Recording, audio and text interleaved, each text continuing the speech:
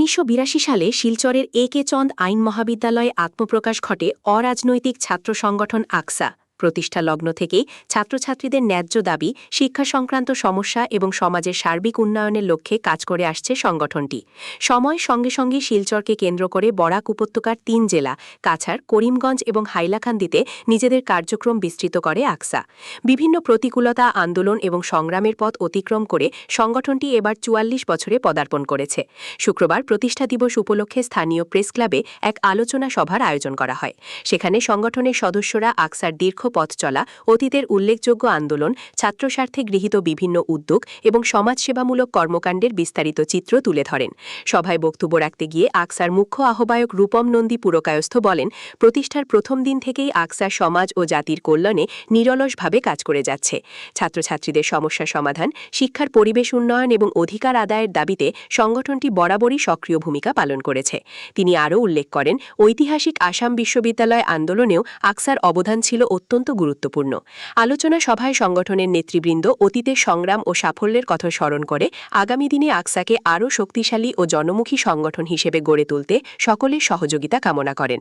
প্রতিষ্ঠা দিবসের এই আলোচনা সভা নতুন প্রজন্মের কাছে আকসার ইতিহাস, আদর্শ এবং লক্ষ্যকে আরও স্পষ্টভাবে তুলে ধরেছে বলে মনে করছেন সংগঠনের সদস্যরা। ৪৪তম আজকে প্রতিষ্ঠা দিবসে যাদের হাত দিয়ে আকসা যাত্রা শুরু হয়েছিল ৮০ দশকে উচ্চশিক্ষার জন্যে আমাদের দাদারা দিদিরা যখন গুয়াহাটি কিংবা ডিব্রুগড় বিশ্ববিদ্যালয়ে যেতেন, তখন সংখ্যাগরিষ্ঠের দ্বারা তাদেরকে তার চরম মূল্য দিতে হয়েছিল। এসব কথা মাথায় রেখে ১৯৮৩ 15 মে শিলচরে কে চন্দ ল কলেজে অল কাছাড় স্টুডেন্ট অ্যাসোসিয়েশন নামে একটি অরাজনৈতিক ছাত্র সংগঠন আকসার আত্মপ্রকাশ ঘটে। বিকালে দুইটি আকসাকে সম্মিলিতভাবে all Cachar Karimganj student association হয়। এর পরবর্তীকালে যখন হাইলাকান্দি জেলা হলো, all Cachar Karimganj Hailakandi student association AKSA নাম থেকে গেল।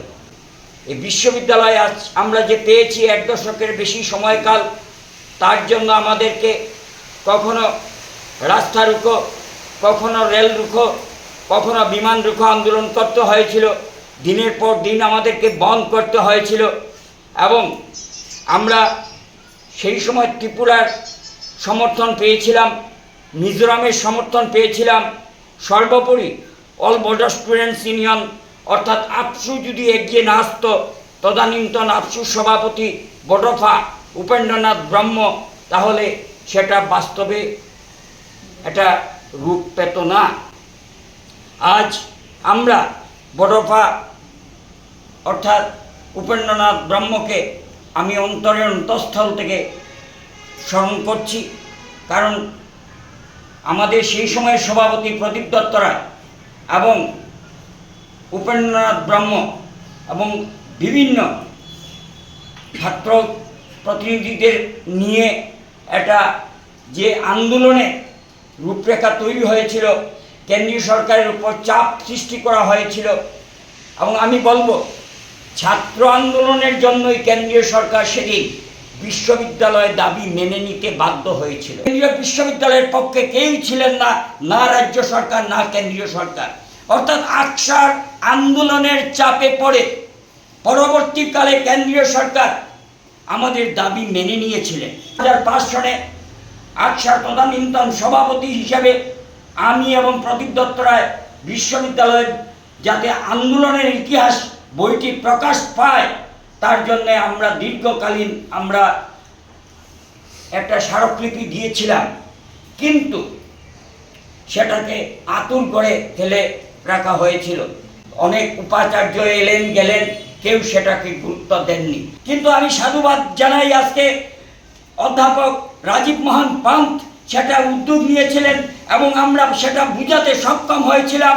আজ গত 13 তারিখ এর এক্সিকিউটিভ কাউন্সিলের মিটিংয়ে ইসিতে সেটা পাস হয়েছিল এবং সেটা প্রফেসর অশোক সেনকে সেটার চেয়ারম্যান করে একটা কমিটি গঠিত হয়েছে। এর দাবি মেনে নিয়ে এক্সিকিউটিভ কাউন্সিলে সেটা পাস হয়েছে।